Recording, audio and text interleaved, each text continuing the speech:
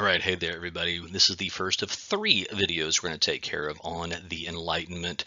Purpose of this video is going to take a look at some of the influences and some of the early people in the Enlightenment movement that are going to kind of exemplify these influences. Here we go. So we need to think about who the Enlightenment figures are and what their inspirations are going to be. As far as like who they are, they really are a group of individuals here in the late 17th through the 18th century that are kind of like doing a little bit of an examination of society and the human institutions that society has in English. They're trying to look at people and they're trying to look at the systems that people have to help give a little bit of social structure. So human institutions would be things like government or social hierarchies, kind of like the great chain of being. And if they're using this to examine or to study society, you might say that this is along the lines of what in today's world you would call just, social studies, history, government, economics, like that kind of thing. So in this study of it, so far as like who their influencers are going to be, it's kind of like not too surprising who their influences are. They're going to be influenced by the classical sources of knowledge. So in European history, that means they are going back to the Greeks and the Romans. And if you are studying ancient Greek and ancient Roman ideas, that's going to make you some kind of a Renaissance humanist, where humanism and bringing in those ideas as a way to make you better as an individual, well, this can kind of go on and help make society better overall. And this is something that the Enlightenment folks really are trying to do. If they can enlighten people to make better decisions, well, then this is going to be kind of a major step going forward. They're also going to be influenced by the principles of the scientific revolution. And there are, for the College Board, they kind of like spell this out into like, a couple, three or four different ideas. Okay, so if I pull this up all on here, so idea number one, you've got empiricism. We saw this back in the scientific revolution. Empirical evidence means observable evidence. So in essence, this principle means if you can see it and observe it, then it is telling you, it's proving something that is true. Kind of like Francis Bacon and Rene Descartes with the scientific method, inductive and deductive reasoning. As you have observations, well, observations, you can't really refute it.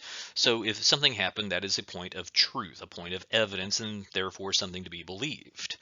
Skepticism is kind of along the same lines, but it's actually the opposite of it. If you're skeptical about something, it means you need to see evidence of it before you'll believe it. And so whereas empiricism says something happened, that's evidence as proof that something is a true statement, skepticism is more about the absence of this. Absence of evidence means that you don't really have to believe what's going on. So this is where like the scientific revolution really kind of comes into play. And then human reason and rationalism, this is more about using the logical parts of your brain, inductive reasoning, deductive reasoning, a rational train of thought to kind of make conclusions.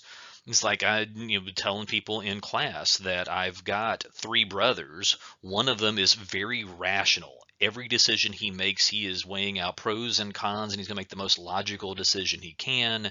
And my other brother, he is going to make, snap decisions sometimes because he just feels what the right thing is to do in his heart. He just feels it. That's not very rational, and it doesn't mean that he's making wrong decisions all the time. It's just a different thought process. These Enlightenment thinkers that were going on here, they're very much scientific kind of thinkers.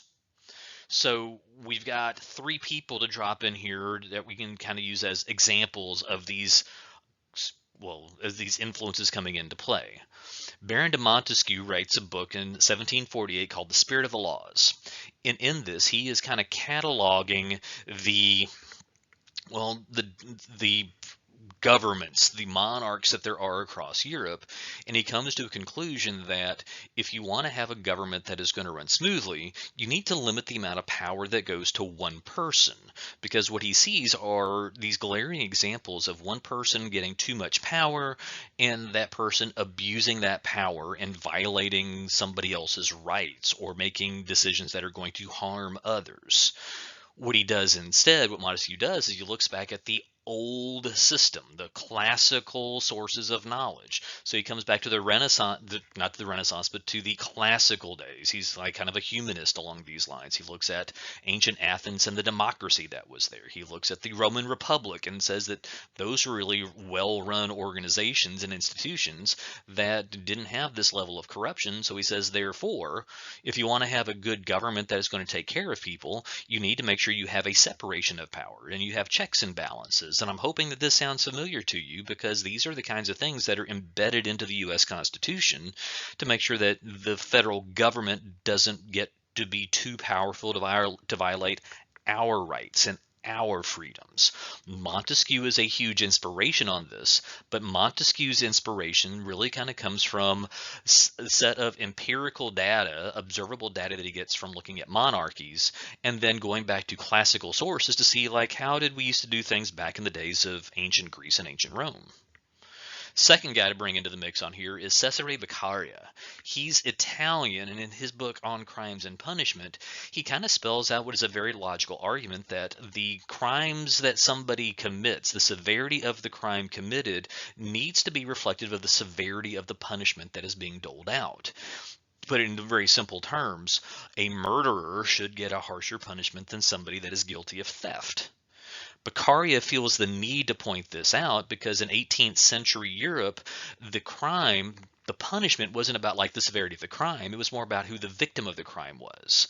Crimes against the peasantry, against the lower parts of society, there's not much punishment that was involved there.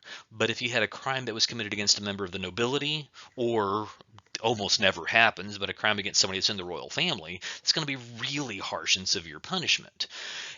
If you have a violent crime against a peasant, the norm was that crime would be punished less severely than a petty theft crime against a member of the nobility, because it's more about like who the victim was, as opposed to it being, well, the violence or the severity of the crime itself. Beccaria kind of points out that there is a logical fallacy in this, and it should be corrected.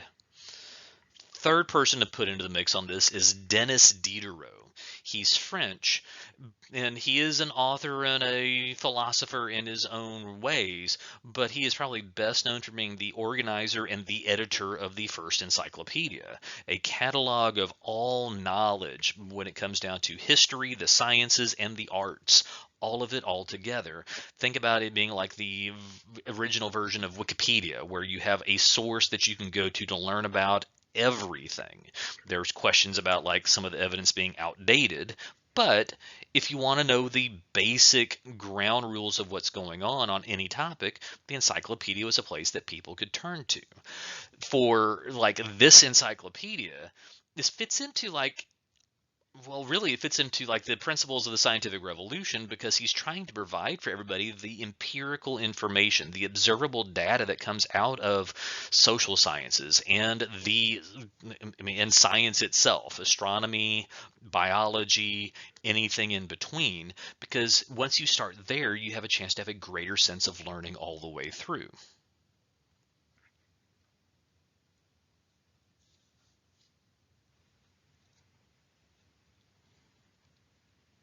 So when it comes down to where these influences come from, summing up on this video, we're really talking about a combination of things that we've already seen in class.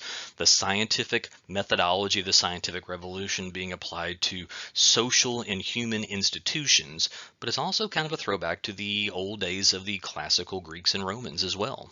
Kind of a blending of everything old and some things new to try to take things into a new direction.